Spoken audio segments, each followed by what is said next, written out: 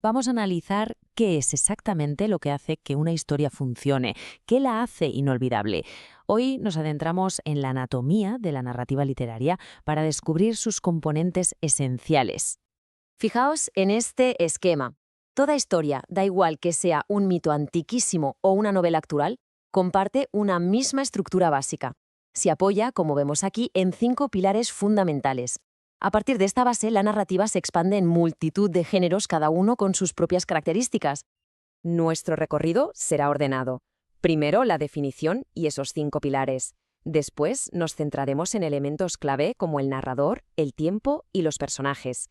A partir de ahí, viajaremos por la historia de los géneros, la épica medieval, los subgéneros didácticos, la prosa moderna con la novela y el microrrelato, para terminar en los orígenes de todo, el mito y la leyenda. Bien, pues empezamos por el principio. Sentemos las bases de qué es exactamente la narrativa. Defina el género narrativo literario, señalando su rasgo distintivo principal y enumere los 5 elementos fundamentales que articulan toda historia. El rasgo clave, el corazón del género narrativo, es la existencia de una voz que cuenta, un narrador o narradora. Esta voz nos relata una historia, que puede ser real o de ficción, y que siempre está protagonizada por unos personajes que se mueven en un espacio y un tiempo concretos. Sin esa voz que cuenta, no hay narración. Y esa historia, a su vez, se sostiene sobre 5 elementos imprescindibles. Son los 5 pilares que vemos aquí. Si falla uno, toda la estructura narrativa se viene abajo. Y aquí los tenemos enumerados. Son 1, el narrador, la voz; 2, la acción, lo que ocurre; 3, los personajes, a quienes les ocurre; y 4 y 5, el espacio y el tiempo, que son el dónde y el cuándo de la historia. Ahora que ya tenemos la estructura general, vamos a hacer zoom en 3 de esos pilares: el narrador, el tiempo y los personajes. Explique la distinción entre el narrador omnisciente y el narrador observador. Defina el concepto de analepsis y clasifique los personajes según su profundidad psicológica. La distinción es clara. Por un lado tenemos el narrador omnisciente. Este narrador es como un dios, lo sabe absolutamente todo. Conoce el pasado, el presente, el futuro y, lo que es más importante, los pensamientos y sentimientos de todos los personajes. Por otro lado, el narrador observador actúa como una cámara. Se limita a contar lo que ve y oye desde fuera, sin poder acceder a la mente de nadie. En cuanto al tiempo, uno de los recursos más conocidos es la analepsis. Es el nombre técnico para lo que todos conocemos como flashback.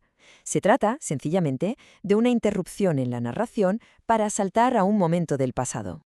Finalmente, los personajes se pueden clasificar según su complejidad. Un personaje plano es simple, no evoluciona y representa una única idea o cualidad. En cambio, un personaje redondo o evolutivo es complejo, está lleno de contradicciones y, sobre todo, cambia y se transforma a lo largo de la historia. Es mucho más parecido a una persona real.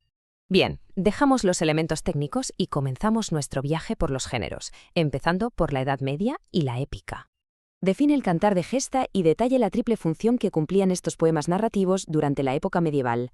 Mencione un ejemplo de protagonista que solía otorgar verosimilitud a estos relatos. El cantar de gesta es, básicamente, la forma que adoptó la épica en la Edad Media, a partir del siglo XII.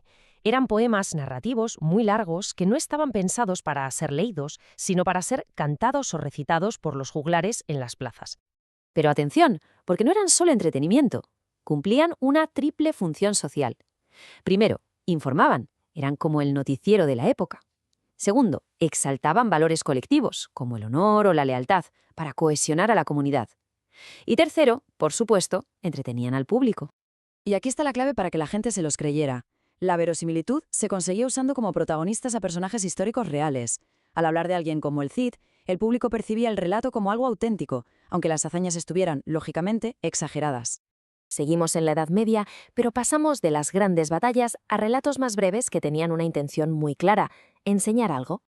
Diferencia entre la fábula y el ejemplo apólogo como subgéneros didácticos, prestando especial atención a sus protagonistas y a la estructura fija que presenta el ejemplo. La diferencia fundamental está en los protagonistas y en la estructura. La fábula, como vemos, está protagonizada por animales, que se comportan como humanos, y termina siempre con una enseñanza moral, la moraleja. El ejemplo o apólogo es más complejo.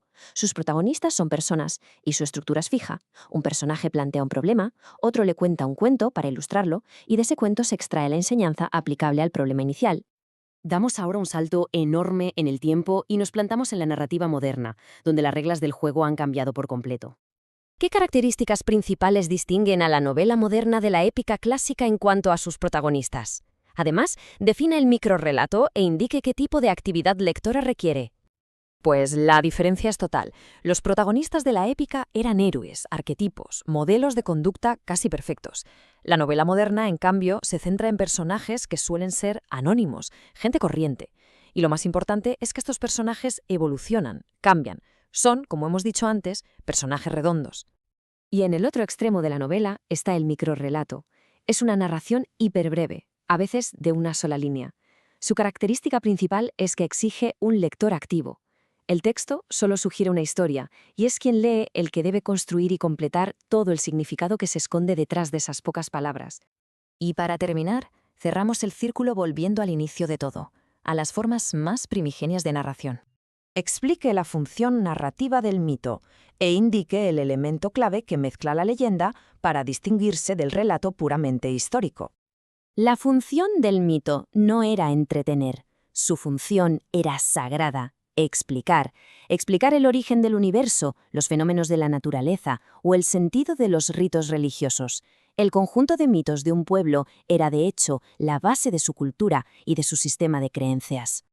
La leyenda, por su parte, es diferente. Su punto de partida es un hecho histórico o real, un suceso, un personaje o un lugar que existieron. La clave que la distingue de la historia, con mayúsculas, es que a esa base real le añade elementos fantásticos o sobrenaturales. Y es esa mezcla de realidad y fantasía lo que la define.